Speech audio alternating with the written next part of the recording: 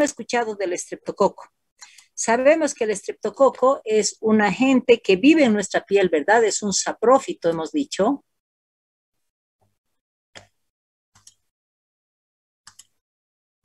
Entonces decimos que el estreptococo, como vive en la piel, tiene la opción de también invadir diferentes sistemas, y los dos sistemas que van a producir un proceso infeccioso van a ser precisamente el sistema respiratorio y la piel en los diferentes niveles, como vamos a ver. ¿Por qué el estreptococo, si consideramos que es un agente saprófito de la piel, por qué lo consideramos como un agente patógeno? Decimos que como característica propia del estreptococo es una bacteria gram positiva. Es un agente inmóvil, no esporulado, y se clasifica su agresividad infecciosa, vamos a decir, por el grado de hemólisis que se va a producir. Entonces decimos aquellos que tienen una hemólisis completa son los que los vamos a llamar los estreptococos piógenes o el estreptococo beta hemolítico del grupo A. Cuando consideramos la hemólisis parcial, nos referimos al Streptococcus pneumoniae, y finalmente aquellos que no van a producir una hemólisis van a ser aquellos que viven en el organismo y no son reconocidos como agentes patógenos en sí, y hablamos del Streptococcus fecalis, el salivarius y el mitis. Entonces, si consideramos un agente patógeno nuevamente, ¿por qué vamos a decir que produce enfermedad y otros viven en la piel? Se dice que este agente no es reconocido cuando tenemos un número importante de bacterias y no tenemos la condición de romper las barreras naturales, tanto del sistema inflamatorio de la piel como de las vías respiratorias. Decimos, ¿no?, de que el estreptococo se caracteriza, ¿por qué? Porque va a tener una cápsula que no se va a reconocer como un agente patógeno porque está conformada por el ácido hialurónico, que es el mismo del organismo. Entonces, su cobertura externa, por eso es que no se reconoce como agente patógeno. Y al mismo tiempo, ¿qué característica tiene? Esta cobertura está formada por proteínas, y la proteína M es la que va a marcar el estado patógeno del niño, y al mismo tiempo vamos a considerar de que va a marcar la inmunidad de este agente infeccioso. Entonces decimos que cuando estamos hablando del estreptococo, vamos a considerar de que el estreptococo establece primero patogenicidad en base al número de agentes, en base a alteración de las barreras naturales y en base a la cantidad de agentes, porque en su cobertura externa tiene una proteína M. Entonces es en base a la proteína M que se va a determinar la patogenicidad de este agente infeccioso. Hemos dicho que vive en la piel, vive en el sistema respiratorio porque tiene un sistema de adherencia en el organismo y que está producida por unas fimbrias que tiene, que está compuesta por ácido hialurónico, pero ese ácido hialurónico es de la misma composición del organismo. Por eso se dice que no es reconocido inicialmente como un agente patógeno, solamente con una sobreinfección y con la ruptura natural de barreras, por ejemplo, como la piel, entonces se va a dar recién el proceso infeccioso. Al mismo tiempo hemos dicho que es un marcador patógeno, una respuesta inmunológica que va a dar en el organismo. Entonces se dice que al invadir y al producir una enfermedad, este Streptococcus pyogenes va a producir una respuesta inmunológica, que esto es medible, es cuantificable. Entonces va a ser medido a través de la antiestreptolicina, y consideramos de que este asto va a ser medida, como es una respuesta inmunológica, va a ser medida a las 3 a las 6 semanas. Entonces ya consideramos el por qué es un agente inicialmente un saprófito de la piel para considerarse posteriormente un agente patógeno. Entonces decimos que si el agente, el Streptococcus pyogenes, es parte de la flora natural de la faringe y de la piel, entonces se dice que en algún momento un grado infeccioso de estas afecciones que vamos a hablar van a producir una respuesta inmunológica, pero esa respuesta, o sea, la producción de anticuerpos que se da por un proceso infeccioso, por un Streptococcus pyogenes, no es suficiente para proteger de todas las enfermedades que da este agente infeccioso. Entonces se dice que ¿por qué se considera en algún momento infeccioso? Porque va a ser invasiva. Este agente va a ser invasivo, y cuando invade los diferentes tejidos, sea el sistema respiratorio o sea el sistema del sistema tegumentario, se caracteriza porque va a liberar una toxina que se llama la toxina pirogénica, que antes se la llamaba eritrogénica. Entonces, por esta invasión es que se va a caracterizar que vamos a tener una condición de invasión.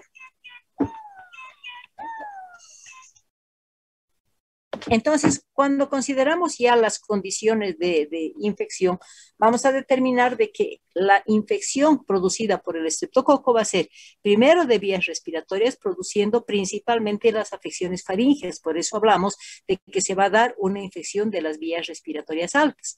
Y luego, cuando estamos hablando de la afección de piel, va a producir diversidad de patologías. Entre ellas vamos a tener, por ejemplo, la escarlatina, va a producir la erisipela, vamos a considerar el impétigo y la celulitis, que generalmente se considera un proceso mixto a través del estafilococo y el estreptococo piógenes, produciendo esta complicación. Cuando ya estamos considerando los diferentes agentes infecciosos, decimos, ¿cómo reconozco a la escarlatina? Es una enfermedad exantemática. Se dice que es la única enfermedad exantemática que va a ser manifestada por un agente bacteriano, porque recordemos que la mayoría de las infecciones virales, hablamos del sarampión, rubéola, exantema, son agentes virales y que se caracteriza por ser enfermedades exantemáticas. Entonces, consideramos que la escarlatina es el único agente infeccioso que va a tener condición de producir un exantema. Entonces, cuando ya consideramos a la escarlatina, decimos que por ser el agente un estreptococo piógenes, se considera una enfermedad infectocontagiosa. La característica es que después de dar una invasión hemática, va a dar su manifestación exantemática y al mismo tiempo se caracteriza porque va a producir daño a nivel del sistema respiratorio inicialmente y posteriormente a nivel de la piel, porque este estreptococo piógenes es capaz de sintetizar la exotoxina pirógena, que antes se llamaba, hemos dicho, la eritrógena, entonces es la responsable de producir la lesión exantemática. Se dice que el estreptococo piógenes tiene diversidad de estas exotoxinas. Entonces, si su condición es producir esa exotoxina, las que van a ser tipificadas para producir este tipo de lesión van a ser precisamente las designadas como A, B, C y F, que se caracterizan porque tienen el mismo efecto a nivel de piel, pero se va a diferenciar simplemente por el componente serológico. Entonces decimos, si es una enfermedad infectocontagiosa, ¿cómo se va a contagiar? Como la escarlatina, como una característica propia del estreptococo piógenes, va a invadir primero siempre la vía respiratoria, es cuando ese niño está con una afección de sintomatología respiratoria alta, porque puede tener tos, puede tener estornudos, es en ese momento que va a tener la opción de hacer esta patología con riesgo de contagiosidad. Por eso se dice que en el cuadro inicial la principal vía de contagio va a ser la vía respiratoria. Posteriormente, las vómitas también puede ser una característica o el contacto directo cuando estamos hablando de contacto con este tipo de secreciones.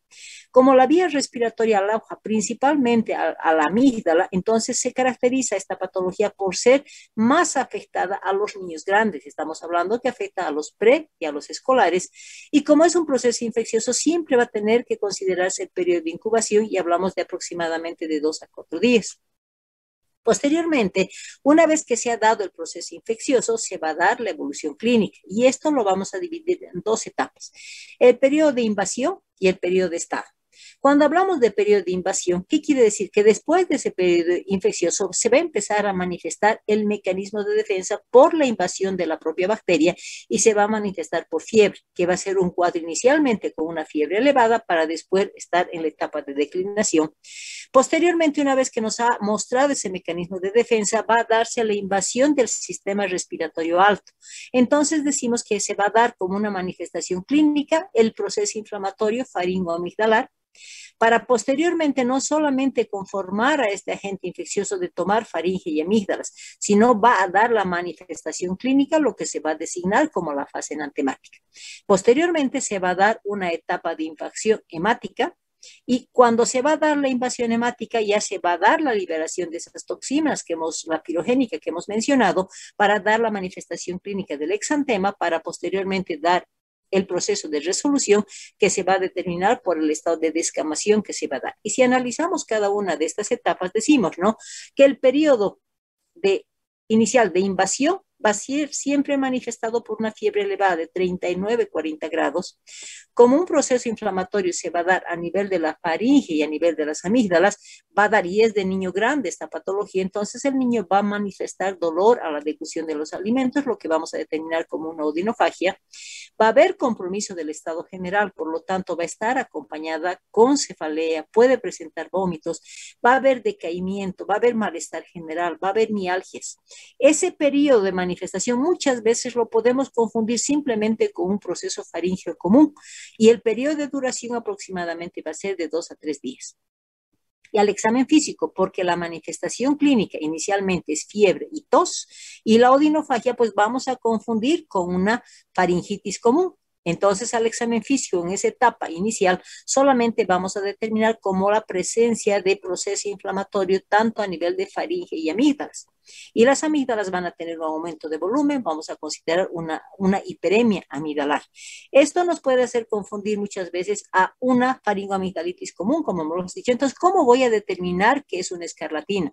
Entonces, en esta fase de invasión inicialmente simplemente es una patología de invasión bacteriana para después establecer ya en la determinación clínica, los signos clínicos que son característicos de esta enfermedad, donde se va a dar la invasión de toda la mucosa.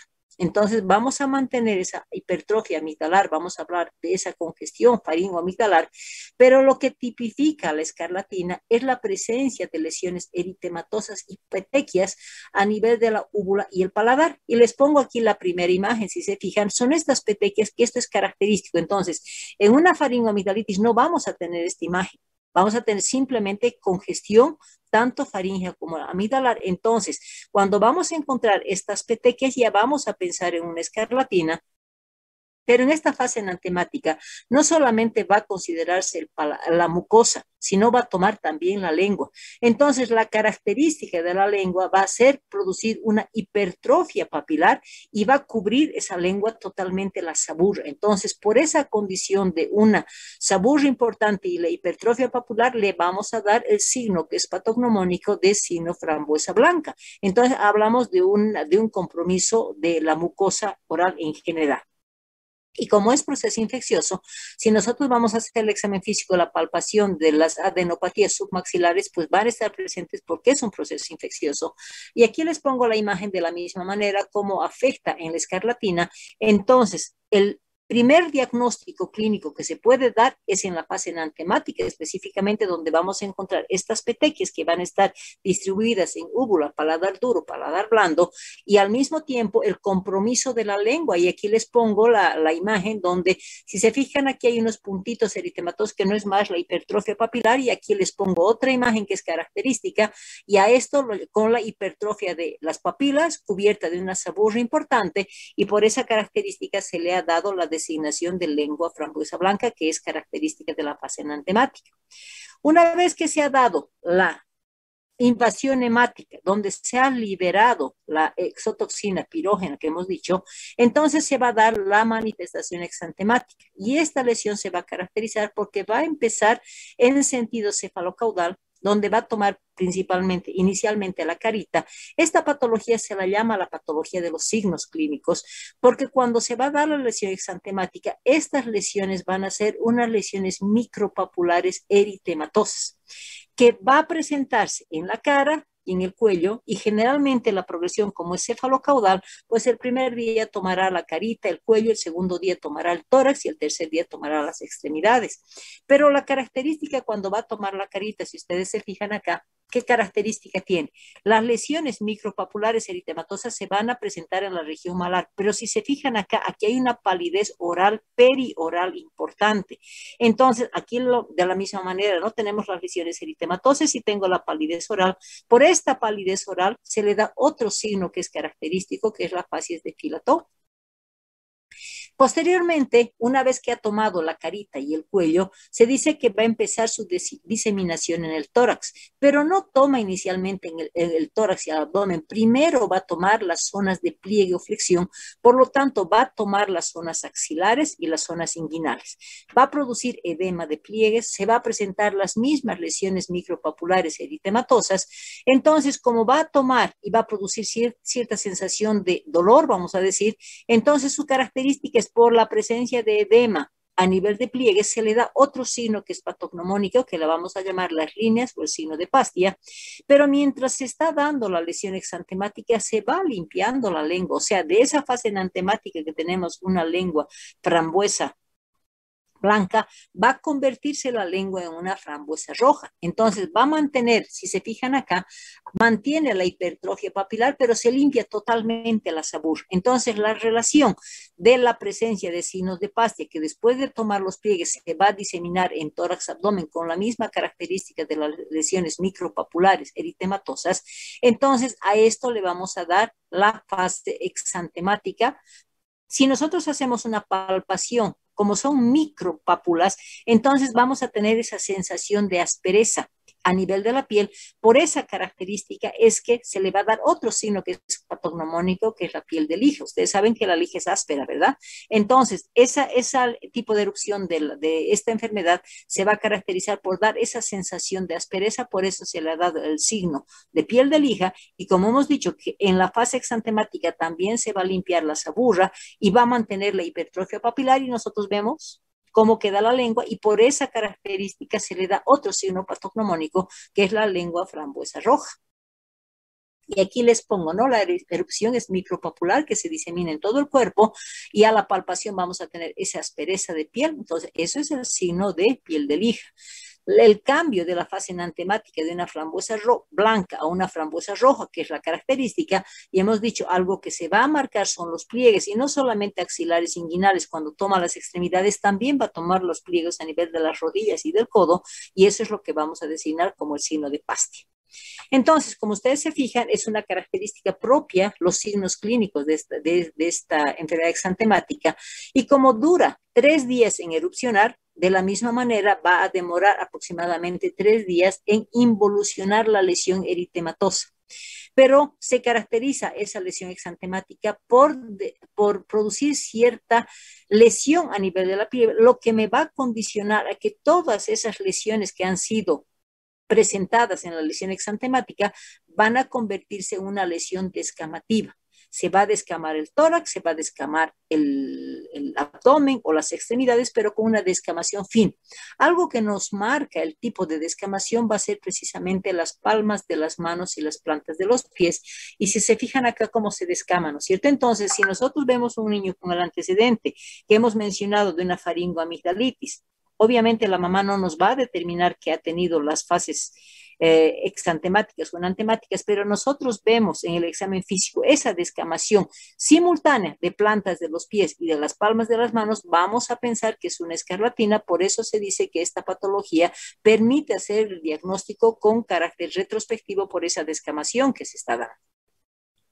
Finalmente, si vemos el ciclo que se ha dado, es un niño que va a presentar fiebre. Al presentar fiebre va a tener el síntoma de tos, por ejemplo, y la tos me va a permitir hacer un examen físico de faringe, y para hablar de una escarlatina voy a encontrar obligadamente las petequias que se van a presentar en la úvula, el paladar blando y el paladar duro, lo que me va a tipificar como una lesión característica, ¿no es cierto?, como fase enantemática asociada a la lengua frambuesa blanca, para posteriormente, cuando se determine la lesión exantemática, me va a presentar al mismo tiempo la limpieza de la lengua, estableciéndose la frambuesa roja, y finalmente lo que me va a mostrar el cuadro ya en etapa de resolución va a ser la descamación, principalmente en plantas de pies y las palmitas de las manos. Entonces tenemos un ciclo con características clínicas de esta enfermedad. Entonces, ¿quién ha visto esta patología y quién tipifique esos signos que son característicos va a permitir esta patología dar el diagnóstico clínico? Pero muchas veces hemos dicho es la única exantemática que tiene una etiología bacteriana. Entonces es obligatorio pedir muchas veces cuando estamos en etapa exantemática y no hemos identificado los signos clínicos, pedirle un hemograma, ¿no?, para definir que es una exantemática bacteriana. Entonces en el hemograma vamos a poder encontrar una leucocitosis con desviación a la izquierda. Si en algún momento tengo dudas, puedo hacer un cultivo de exudado de fauces, y finalmente cuando ya ha pasado la enfermedad y es sospechado de una escarlatina porque me ha dado en algún momento complicaciones, entonces la forma de medir la presencia del estreptococo, pero a nivel patógeno, es la solicitud de la antiestreptolicina, y consideramos como el valor normal el ASTO hasta 200 unidades TOT. Y si tenemos 300, 400, pues ya me dice que hay un componente inmunológico demasiado fuerte que está representado posteriormente por las complicaciones. Entonces, una vez que se ha diagnosticado esta patología, hacemos exactamente, es un Streptococcus pyogenes, es una bacteria gram positiva. Entonces vamos a utilizar el antibiótico que es común, que es la amoxicilina. Podemos manejar una dosis de 50 miligramos por kilo de peso bioral durante 7 a 10 días. Si en algún momento consideramos un componente alérgico a la amoxicilina o a las penicilinas, vamos a utilizar la eritromicina, dosis de 50 miligramos por kilo de peso día, directamente nuevamente por 7 días. ¿Qué esperamos con esta patología? Obligadamente hemos dicho que puede confundirse fácilmente con una amigdalitis común.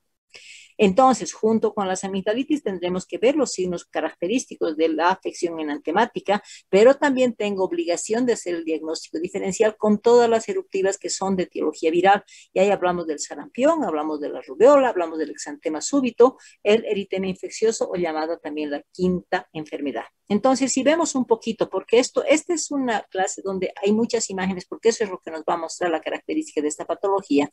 Entonces, ustedes ya han visto el sarampión, y esta es la clásica carita del niño con sarampión, y las lesiones son lesiones eritomatosas maculopapulares confluentes como característica del sarampión.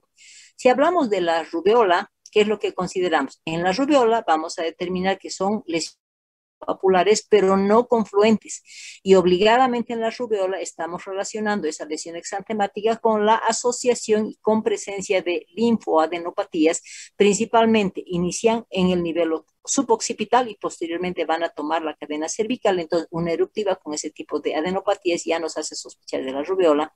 Cuando hablamos del exantema súbito, hemos dicho que también es un proceso viral, pero del lactante, donde son lesiones micropapulares no confluentes, patología del lactante, no asociada a adenopatías, pero el antecedente es la fiebre de los 3 días cuando hemos visto esta patología. Finalmente, el eritema infeccioso o quinta enfermedad se la designa también la erupción de la cachetada o la enfermedad de la cachetada, porque da la impresión de que este niño hubiera recibido una cachetada. Entonces la lesión eritematosa a nivel de regiones malares pues nos tipifica, pero sabemos que nuevamente es una etiología viral, es el parvovirus el responsable de esta enfermedad. Entonces, toda exantemática, decimos, hay que hacer el diagnóstico. Como la mayoría son virales, la única que es bacteriana, entonces entra dentro del diagnóstico diferencial siempre las enfermedades exantemáticas.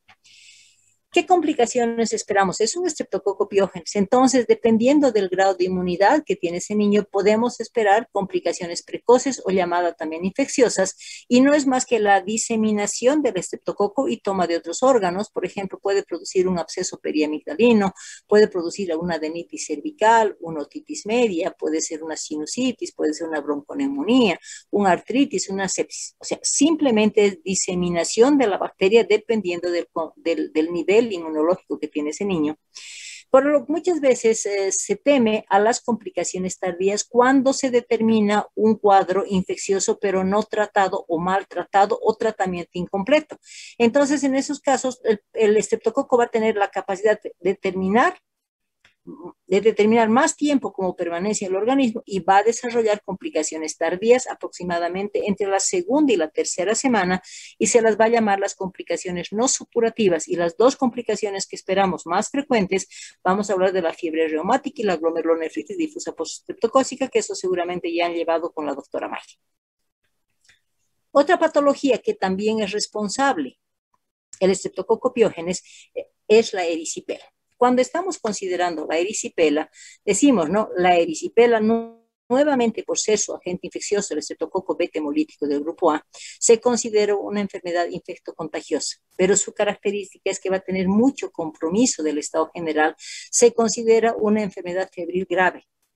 Se dice que la lesión característica de esta enfermedad va a ser producir una placa eritematosa. Hay diversidad de localizaciones y aquí les pongo las imágenes. Por ejemplo, si va a tomar la piernita del niño, vamos a tener la gran pierna roja.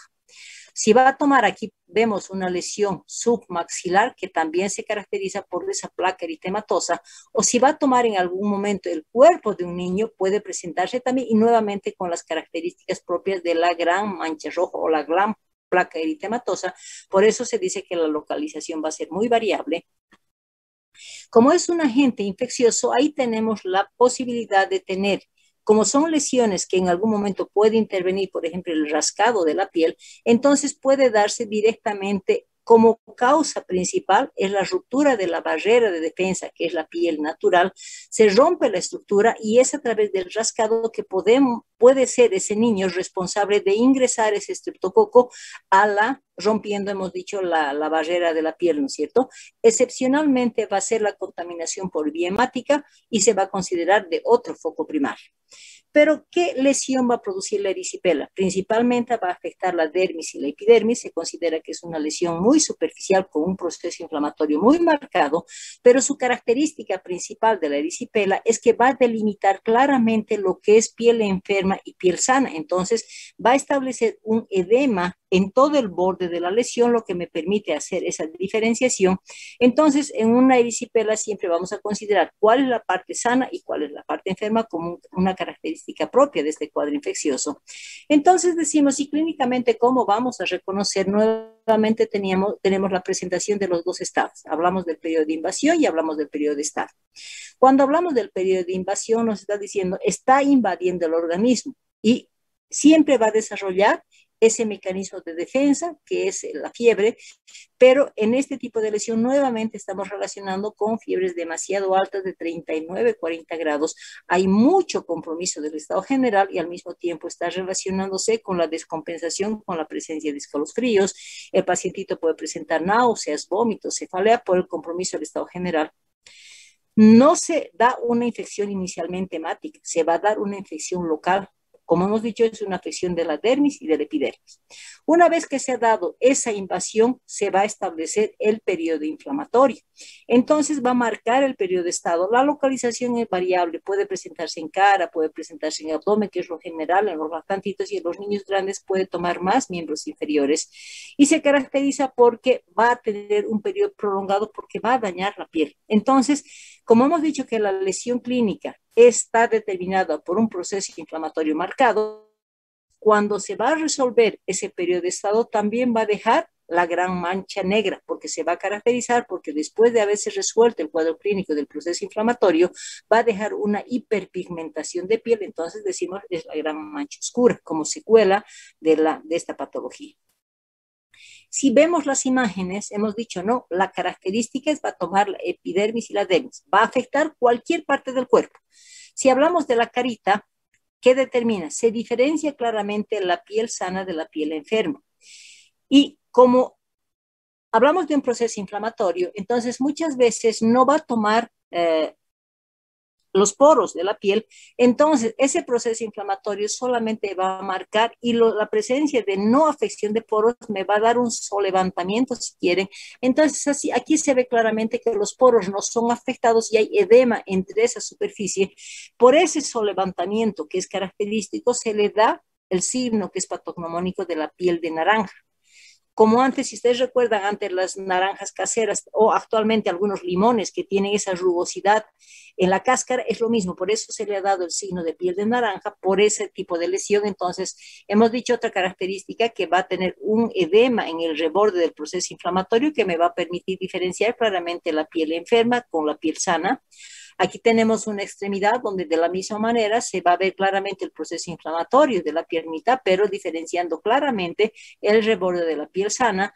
En algún momento puede tomar, por ejemplo, en este caso, el pabellón auricular, donde va a determinar el proceso inflamatorio y se dice la gran oreja roja. Entonces, depende del grado de afección que se va a dar, es que se va a designar como términos característicos.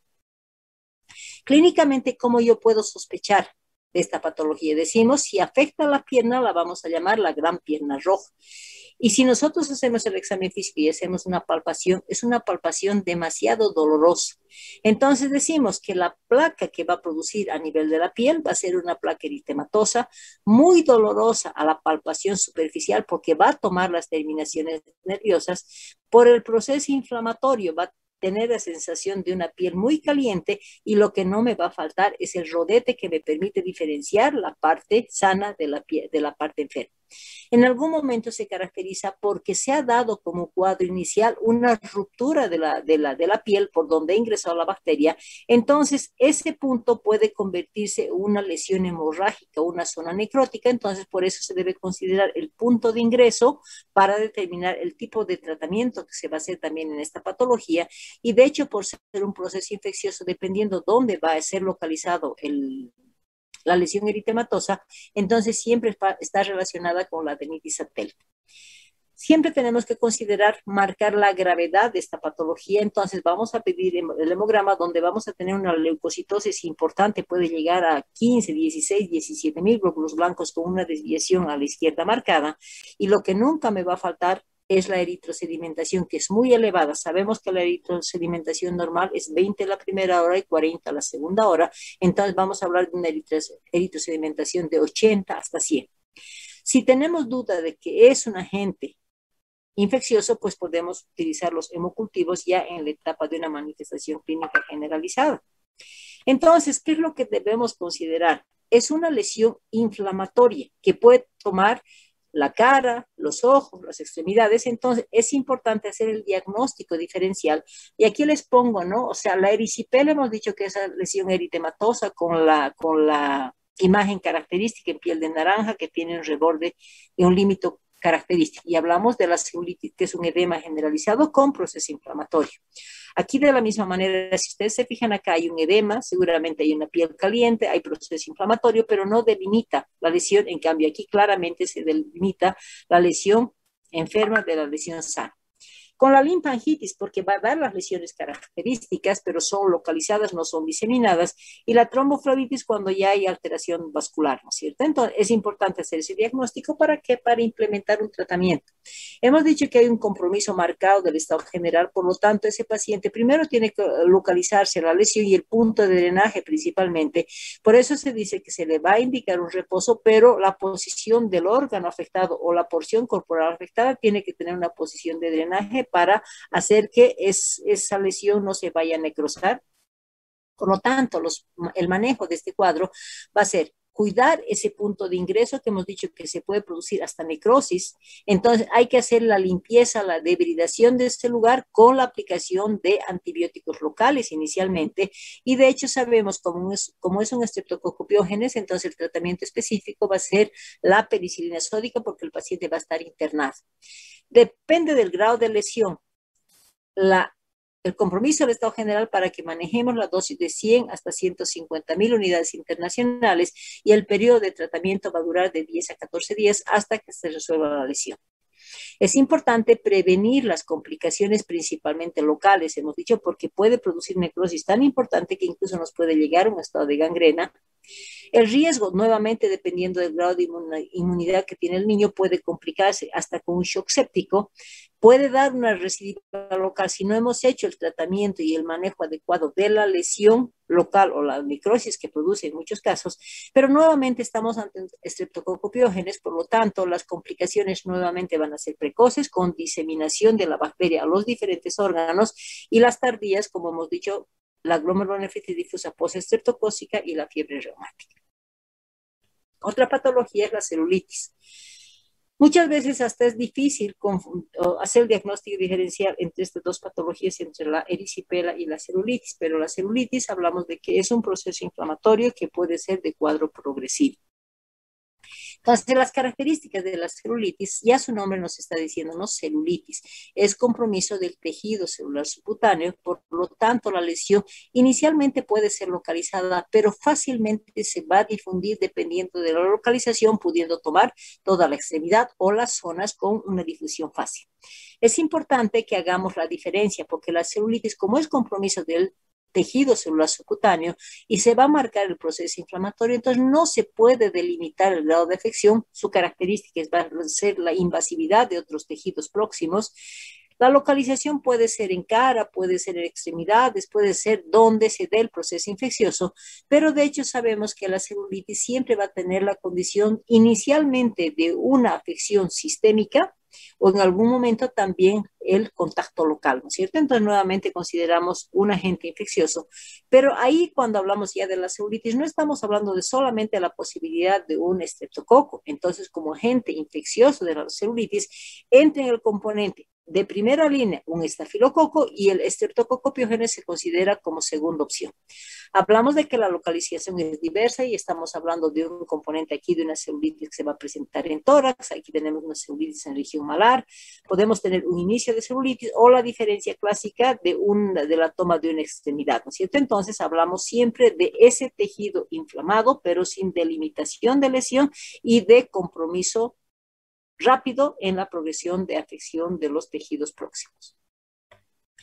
Es un estafilococo aureus, entonces es un agente agresivo, por lo tanto, decimos que la fiebre nuevamente va a ser una fiebre elevada, 39-40 grados, muchas veces asociado a los escalofríos. Hay gran compromiso del estado general, pero lo que tipifica esta lesión es la lesión con presencia de signos inflamatorios sin delimitación de zona enferma, y si hacemos una palpación no va a ser un dolor localizado, sino más bien va a ser un dolor generalizado en el órgano afectado, y de hecho se considera como generalmente la contaminación va a ser por vía hemática, entonces no se va a determinar como lesión inicial ese punto de fluctuación, que es lo que me permite hacer el diagnóstico diferencial con la erisipela.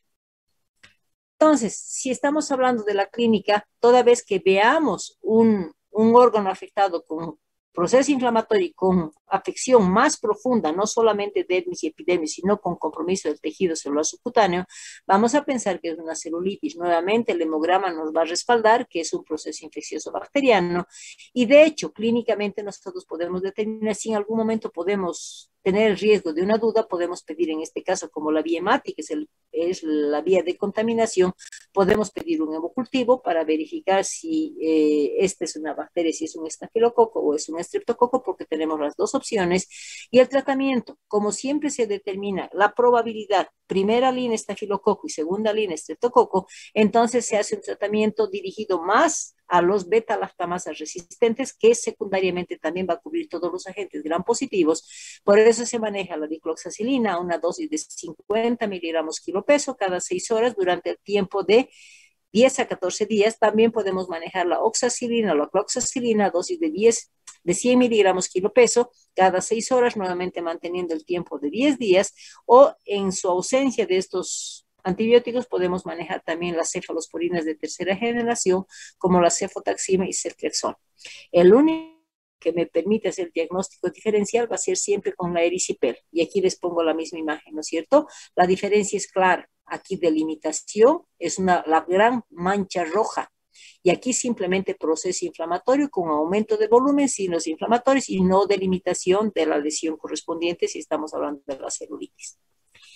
Y aquí les pongo unas imágenes donde la celulitis, hemos dicho, es de rápida difusión. Entonces, si en algún momento va a comprometer una de las extremidades, rápidamente puede comprometer hasta el abdomen, por ejemplo. Podemos tener las lesiones, la celulitis periorbitaria, que es grave, que amerita un cuadro de internación. Aquí tenemos la gran pierna roja, que se la llama, y también tenemos lesiones que son características, pero lesiones localizadas, pero también tipifica una celulitis. Otra infección que tenemos es el impétigo. Nuevamente lo responsabilizamos al Streptococcus pyogenes, pero el impétigo se caracteriza porque es una lesión primaria, sin compromiso del estado general, y consideramos como una lesión primaria, como un impétigo vulgar. El autor que descubre esta lesión se llama el doctor Tilbury Fox, por eso se le ha puesto el nombre de impétigo vulgar o de Tilbury Fox. Es importante hacer la diferencia del impétigo bolloso, porque la etiología de un impétigo vulgar va a ser el estreptococo beta hemolítico del grupo A, o pyogenes, y del impétigo bolloso va a ser el estafilococo aureus, con oportunidad de sobreinfectar este tipo de lesiones. Entonces, cuando ya consideramos el impétigo vulgar, es una infección, hemos dicho, primaria, sin mayor compromiso del estado general. Y eso se va a dar por la ruptura de la barrera natural, generalmente relacionamos con el rascado que el niño va a tener. Entonces, como el niño se va a rascar principalmente zonas expuestas, entonces esta patología es característica de presentar lesiones en precisamente zonas expuestas. Hablamos de la carita, hablamos de los pabellones auriculares, hablamos de las extremidades. La etiología es el estreptococo beta hemolítico del grupo A, y normalmente como este estreptococo vive en la piel, pero si se rompe la barrera natural de la piel, entonces esa lesión de piel va a ser el punto de ingreso de ese estreptococo y generalmente está relacionado también con la mala higiene de los niños. Es patología generalmente del niño más grande. Entonces, vemos imágenes, ¿no es cierto? Ustedes me van a decir, esto parece un herpes, ¿no es cierto? Pero si se fijan, la característica de esta lesión es una costra que va a formar. Entonces, empieza con una lesión eritematosa como si fuera una picadura. El niño se va a rascar, va a producir mayor ruptura de la barrera natural de la piel, donde va a aprovechar el estreptococo para tener oportunidad de mayor invasión y posteriormente va a determinar la lesión clásica, que es la lesión inicialmente costrosa para posteriormente esta solución de continuidad que se ha determinado por el rascado por la sobreinfección del estreptococopiógenes va a empezar a eliminar un material amarillento. Lo que se va a secar, lo que va a tipificar como costra mielicérica. Entonces, si se fijan acá, son costritas, pero con esa secreción amarillenta, y lo mismo acá, ¿no es cierto? Tenemos esa secreción amarillenta, por esta secreción amarillenta se va a tipificar como un impétigo vulgar, y a estas costras se las va a llamar las costras mielicéricas por la coloración amarillenta que tienen. Generalmente se presenta esta patología en los niños grandes, hablamos de 2 a 5 años. ¿En qué momento se va a dar? Este tipo, muchas veces la sudoración es responsable, muchas veces la condición de rascado es responsable. Entonces se dice, una vez que se ha dado la infección, aparece aproximadamente de 7 a 10 días, se va a dar la lesión que es característica. Entonces, el rascado y el traspaso de ese estreptococo de persona a persona va a ser la causa más frecuente, vamos a decir, de vía de contaminación, que si bien se considera un periodo de incubación de 5 a 10 días, la lesión se va a presentar generalmente con un promedio de 7 días. Es una lesión común, se lo llama también contagioso porque nuevamente es un agente infeccioso el responsable de este tipo de lesiones, y la característica de las lesiones va a ser, primero se va a dar el rascado. Como consecuencia se va a dar el ingreso al estreptococo, donde se va a manifestar el proceso inflamatorio en el punto de ingreso con una lesión enrojecida, una lesión eritematosa en piel. Posteriormente se va a manifestar y se va a establecer una presencia de una pequeña pustulita. Y como es una lesión muchas veces pruriginosa, entonces el niño se va a rascar y se va a romper esa pustulita para establecer una solución de continuidad. Esa solución de continuidad va a tener la característica de eliminar una secreción amarillenta, y eso es lo que va a determinarse. Cuando se va a secar esta secreción amarillenta, va a establecer la costra mielicérica, que es lo patognomónico de este impétigo vulgar.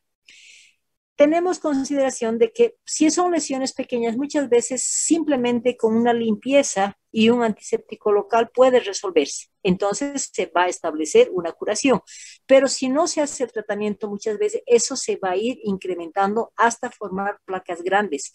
Puede tomar partes de la cara, puede tener las piernas, puede tomar las manos como lesiones características. Entonces aquí lo que les pongo, imagínense, parece que una picadura de insecto, ¿no es cierto? Entonces, esa picadura de insecto va a condicionar a que el niño se rasque.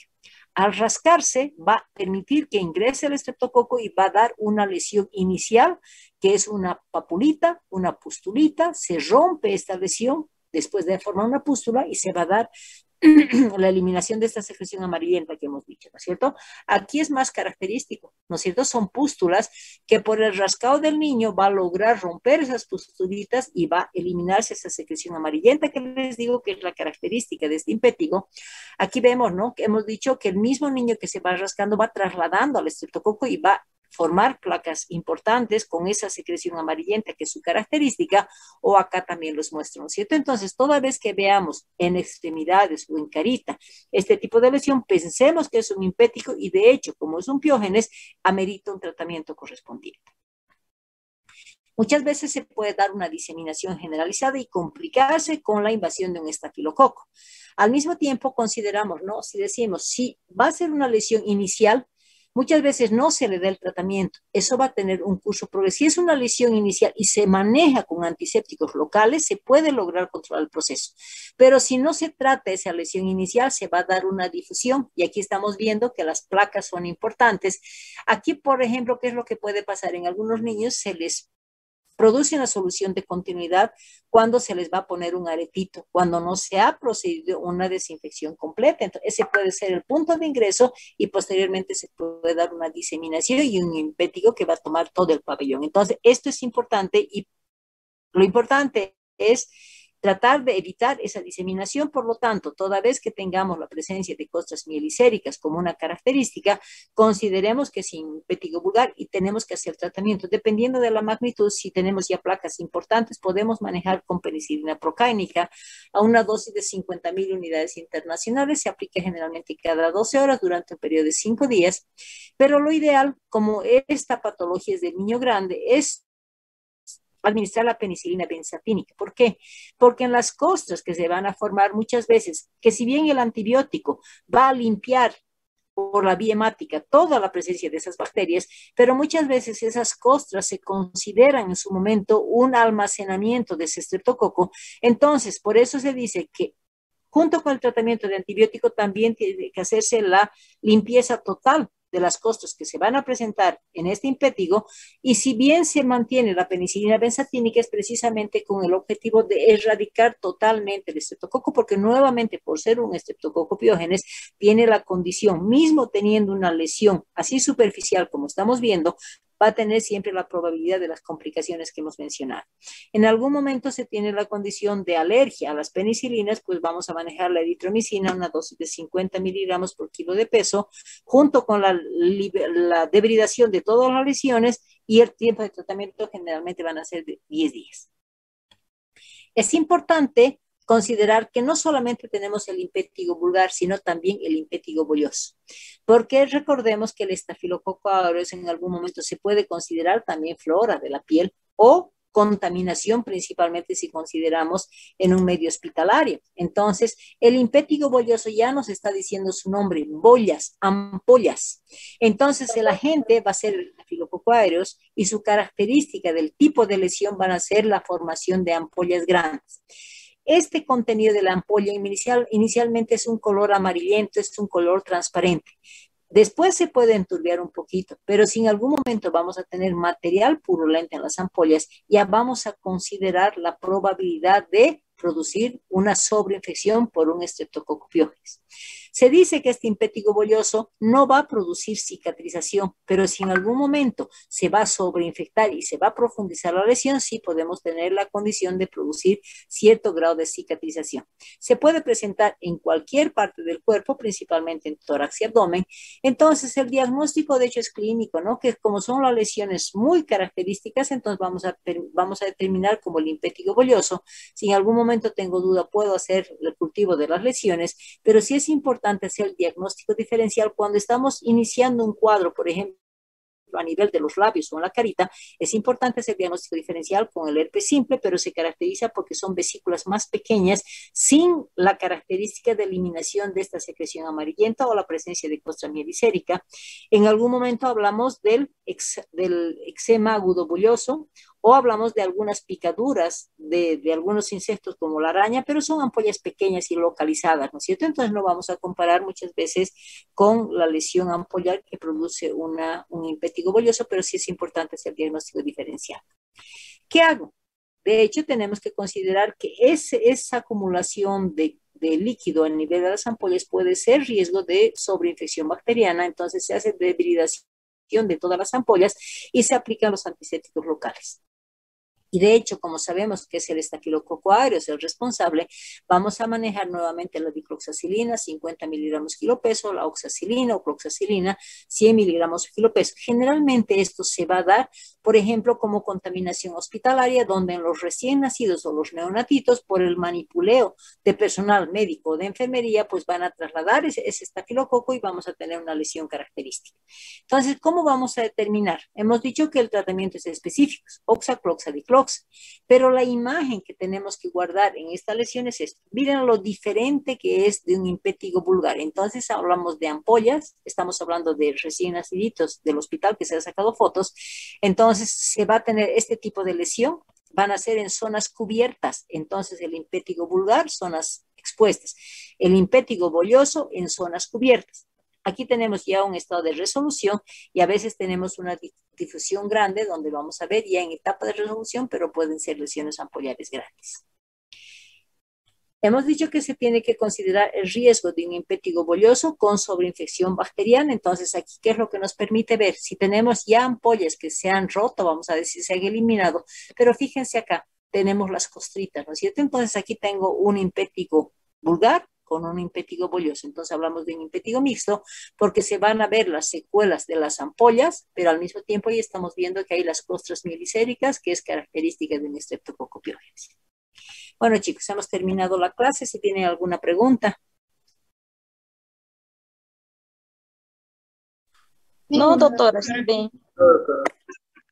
Como les digo, esta clase es más de imagen porque necesitan ustedes ver cómo son afecciones de piel. Entonces, es importante que hagan el diagnóstico diferencial en base a las imágenes que les he presentado porque es lo que me va a tipificar al tipo de infección, porque en general vamos a hablar del Streptococcus pyogenes o del estafilococo aureus, ¿no es cierto? Entonces, es clara la diferencia en cada una de las patologías por la etiología que está producida y por los signos que son característicos.